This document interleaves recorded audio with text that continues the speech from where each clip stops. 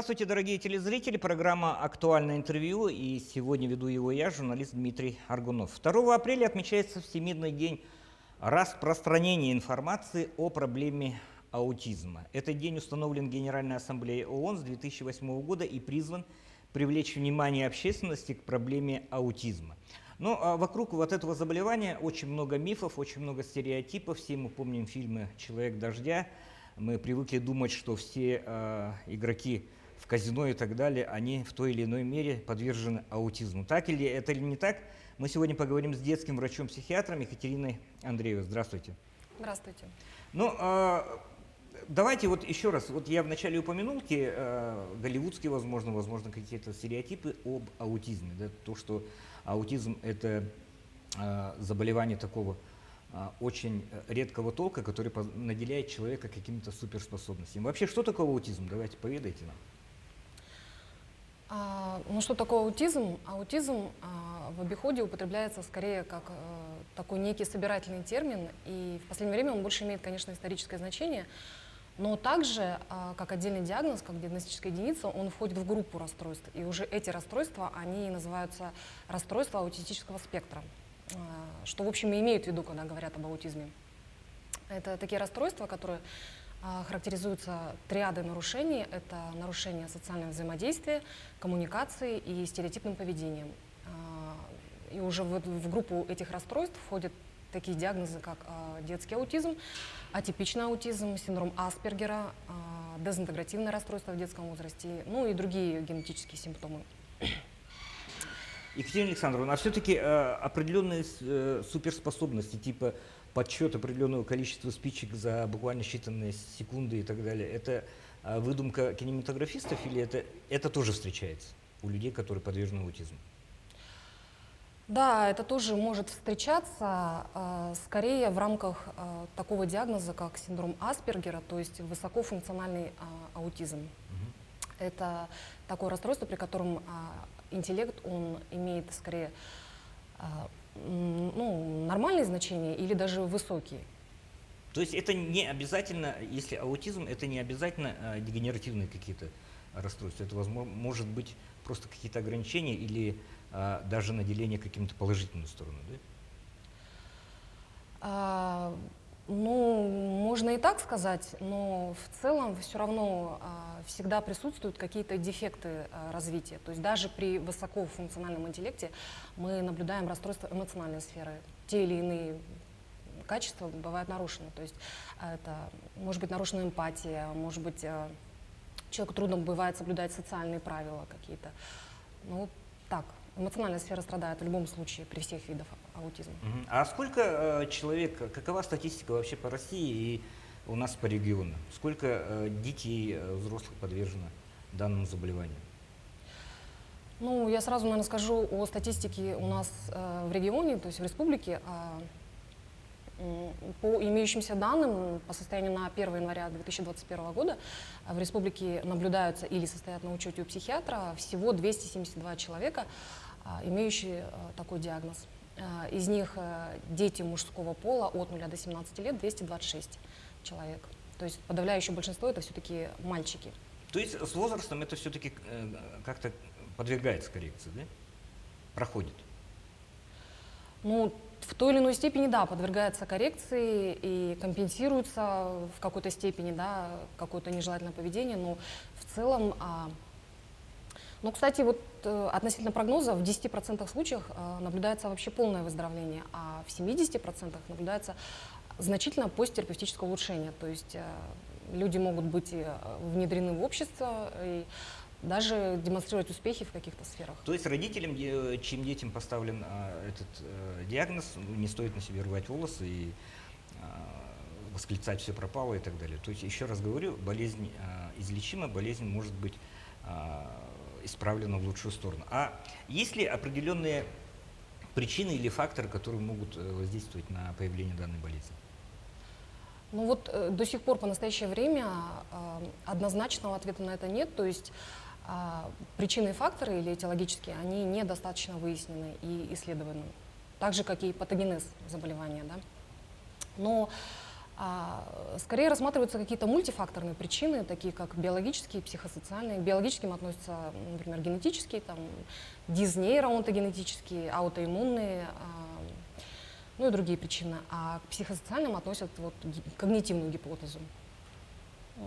Эта гипотеза, она связана с открытием системы зеркальных нейронов в коре головного мозга, которые отвечают за восприятие целостного образа. То есть, ну, если объяснить по-простому, да, то дети с расстройством аутистического спектра, они не могут воспринять цельный образ чего-либо. Ну, грубо говоря, за деревьями они не видят лес. То есть они видят какие-то отдельные объекты, но при этом они не могут сформировать Целостную картину. Да, целостную картину. А в вашей профессии вот каковы методики вообще выявления данной болезни, или что можно сказать об этом? Как определяют, что человек вот подвержен аутизму? Ну, вообще в Российской Федерации, так же как и во всем мире, проводится двухуровневый скрининг выявления аутизма. Первый уровень или доклинический, то есть до постановки диагноза, он проводится в рамках профилактического медосмотра несовершеннолетних на приеме у педиатра. Проводится анкетирование родителей для выявления группы риска. И если группа риска не выявляется, то скрининг считается завершенным. Но если выявляется, то наступает следующий уровень, или клинический, он проводится непосредственно у врача-психиатра на приеме и представлен в виде объективного наблюдения за поведением больного и клинического интервью.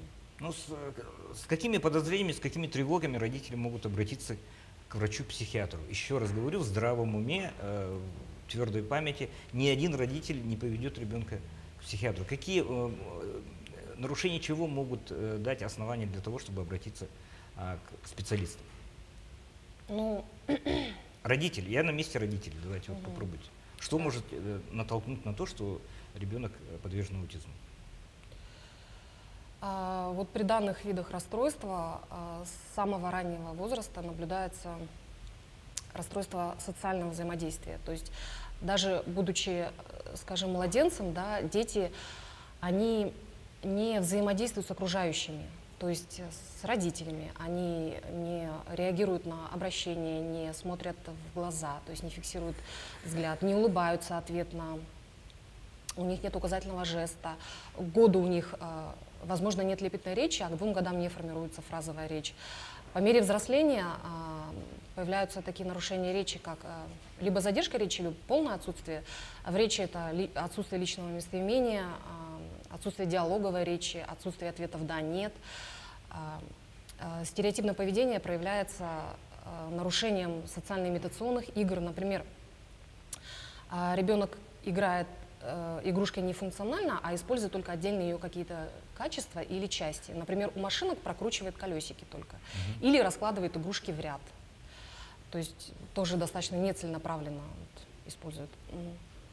В дальнейшем, по мере того, как продолжается рост и развитие ребенка, такой ребенок, он в целом придерживается очень строгого определенного порядка во всех сферах жизни, начиная от распорядка дня, маршрута на прогулки, заканчивая приемом пищи. И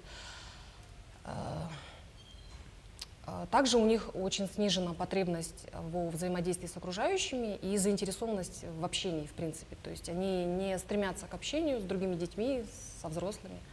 А какие специалисты должны помогать в социализации таких детей? Специалисты, ну, сразу скажу, что это могут быть не только специалисты, или специалисты, роль специалистов могут выполнять также и родители ребенка, но это могут быть, допустим, педагоги специально обученные, либо логопеды, либо родители или родственники, близкие ребенка. Все эти люди, они могут заниматься абилитацией ребенка, то есть восстановлением каких-то навыков, функций, приобретением, развитием. А родители для того, чтобы выполнять вот эти функции, должны ли пройти какие-то курсы, обучение какое-то? Да, конечно, без этого никак. Они должны пройти обучение. Есть такие специальные программы раннего интенсивного вмешательства, такие как, например, TEACH или LEAP или EIBI, есть такая программа, и когда родители пройдут обучение, они уже могут развивать у ребенка либо какие-то отдельные навыки, либо группы навыков, либо справляться с каким-то нежелательным поведением, с проявлением нежелательного поведения. Ну, то есть с агрессией, аутоагрессией и так далее. А роль общественности, окружающей среды, коллективов, она какова? А как должны себя вести те же другие дети в группах, в классах? Вообще, какова роль общественности в этом? Ага.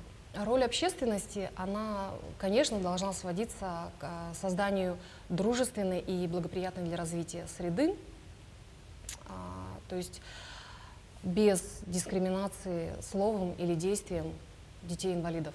То есть инвалидность, она должна рассматриваться только в рамках социальной концепции, но никак иначе. И сейчас формирование общественного мнения, оно идет в том направлении, чтобы принять ту форму обучения, которая называется инклюзивным образованием, то есть когда ребенок-инвалид, в том числе с диагнозом расстройства аутистического спектра, может обучаться в среде, общаться и обучаться в среде здоровых детей и получать образование, и в будущем быть полноправным гражданином и владеть всеми гражданскими правами на равных условиях. Это, конечно, само собой, да. Ну и еще раз, та статистика, которую вы назвали в ходе нашей беседы, ну, она как бы предполагает, что 10%, вы говорите, она абсолютно излечима, и свыше 70% она подвержена компенсации или, ну, скажем, к улучшению, да, положения. Но у нас в этом году Якутск присоединяется к международной акции «Зажги синим». Наша родная телебашня будет подсвечена в этот день синим светом в знак поддержки людей вот с такими заболеваниями. Да? Ну, еще раз спасибо за уделенное время. И человек, который, ну, в моем лице, да, который об аутизме знал только из фильмов, типа там «Человек дождя», «Восход Меркурия» и тому прочее, да? Ну, я, к примеру, получил больше информации касаемо, есть, на что нужно обратить в первую очередь внимание, будучи родителем детей, будучи людьми, которые в одном коллективе с такими детьми, с такими людьми.